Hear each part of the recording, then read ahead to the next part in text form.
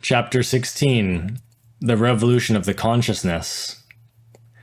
The Bhagavad Gita, the sacred book of Lord Krishna, literally states the following: of many thousand mortals, one, perchance, strive for perfection.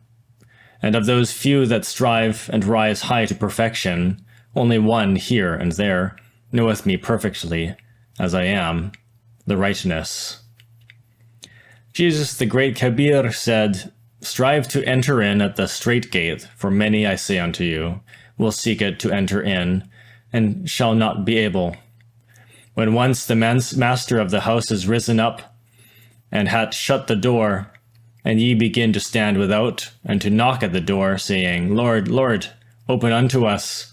And he shall answer and say unto you, I know you not whence ye are. Then shall ye begin to say, we have eaten and drunk in thy presence, and thou hast taught in our streets. But he shall say, I tell you, I know you not whence you are. Depart from me, all ye workers of iniquity. There shall be weeping and gnashing of teeth when ye shall see Abraham and Isaac and Jacob, Abraham, Isaac, and Jacob, and all the prophets in the kingdom of God, and you thrust out. Luke 13:24-28. Within the four Gospels, which are indeed four texts written in alchemical and Kabbalistic codes, Jesus the Great Kabir emphasizes the tremendous difficulty that exists in order to enter into the kingdom. The Dhammapada, the sacred book of Buddhism, states, few among men are they who cross to the further shore. The other folk only run up and down the bank on this side.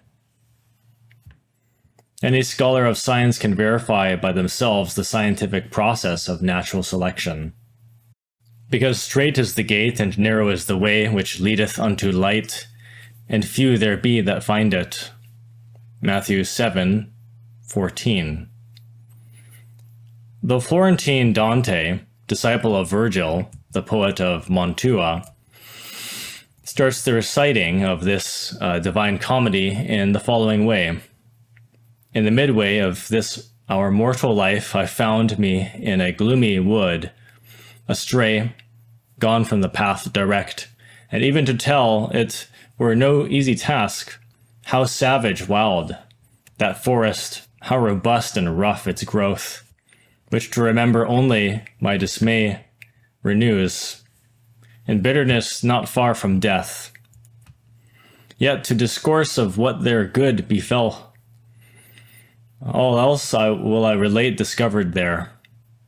How first I entered it, scarcely can say, such sleepy dullness in that instant weighing my senses down, when the true path I left. Dante Alighieri, that powerful illuminated one who wrote the Divine Comedy, also committed the mistake of having gone astray from the upright path. Thus he fell into the gloomy forest of mundaneness. It is very difficult to find the path, yet what is even more difficult is to stay firmly on the path and never abandon it. Whosoever wants to ascend must first of all descend. This is the law. Initiation is death and birth at the same time.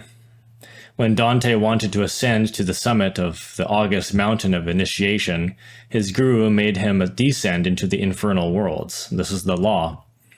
Within the underworld, the Florentine poet saw and heard the suffering souls of the ancient condemned ones. There he also found the sincere but mistaken ones who, within the Luciferian flames of their own passions, are naively waiting the day and hour in order to occupy their place among the blessed ones. Dante would not have found the terrible mysteries of the abyss without those symbolic women named Lucia, divine grace, Beatrice, spiritual soul, and Rachel, mercy. Within the underworld, Dante found many sages and many men full of prestige and knowledge. He also found many centaurs, half human, half beast. Within the underworld live very famous centaurs, such as the great Chiron, or Chiron, who Achilles nursed, Pholos, prone to wrath, is found there too, and the cruel Attila, who was the scourge of God on earth, and many others who in this day and age in certain countries are venerated as national heroes. The path that leads to the initiate, or rather the intimate self-realization of the being within the very atomic infernos of the wretched intellectual animal mistakenly called the human.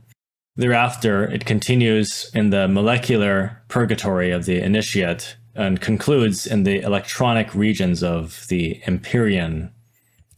Every neophyte must learn how to distinguish between a downfall and a descent. The conscious descent of Dante into the infernal world is not a downfall. Only on the path, based on the tremendous intimate super efforts in ourselves and within ourselves, is the development of all the marvelous occult possibilities of the human being possible. The development of these possibilities has never been a law. Undoubtedly, we can and must emphatically affirm that the law of the unhappy intellectual beast, before being swallowed up by the mineral kingdom, is that he has to miserably exist within the vicious circle of the mechanical laws of nature. Thus, even if the weak and the cowards become frightened, it is urgent to say, or rather to state, that the path which guides the brave to the intimate self-realization is frightfully revolutionary and terribly dangerous. We need to rise up on arms against nature, against the cosmos, against mundaneness, against ourselves, against everything, against everybody. It does not matter what the cost might be. This is the path of the revolution of the consciousness. This is the difficult path. This is the path greatly detested by the perverse of this lunar race. This path is the opposite of ordinary daily life. It is based on other principles and it is submitted to other laws. Precisely on this, its power and significance lay. Ordinary daily life, the routines of daily life, even in their most amiable and delectable aspects, lead human beings toward the infernal worlds and the second death. It cannot lead them to any other place. What is normal and natural is that this race of Adam will serve as nourishment for the entrails of this planetary organism in which we live. It would be odd and strange and difficult for someone to be saved and enter into the kingdom. Now, beloved reader, you will comprehend the frightening tragedy in which we live.